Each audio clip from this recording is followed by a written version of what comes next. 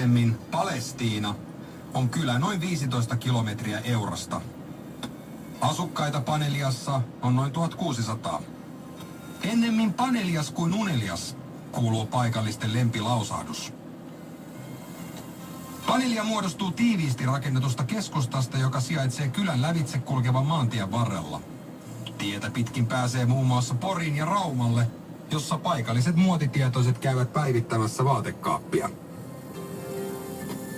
Suurin työllistäjä kylällä on Jaakko-tuote Oy sekä tietenkin Panelian Koskenvoima. Ja eihän kukaan jaksa työtä ilman hupia. Kun mieli tekee lähteä humppaamaan, otetaan suunnaksi Syster Bar, jossa on A-oikeudet ja lauantaisin karaoke.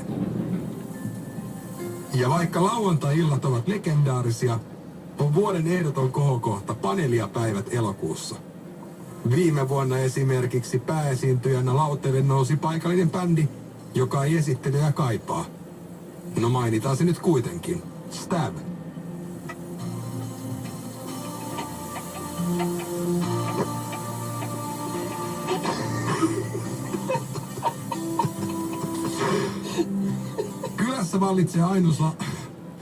Kylässä vallitsee ainutlaatuinen yhteishenki, josta kertoo muun muassa se, että esim. Paikallinen jäähalli on rakennettu täysin talkoovoimin.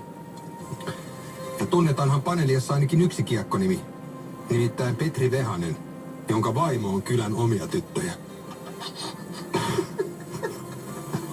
Jos Paneliaan eksyy, kannattaa käydä katsomassa ainakin Euroopan ainoa toimiva rivimylly sekä Kuninkaan hauta, joka on kuulemma jäätävä kasa pellolta kerättyjä kiviä. Omat viinat kannattaa kuitenkin ottaa mukaan, sillä lähin alko sijaitsee Harjavalossa. Nähdään Paneliassa. Tervetuloa. Mahtavaa, kiitoksia. Oikeeta. Kiitoksia. Käykää kertomassa teidän omasta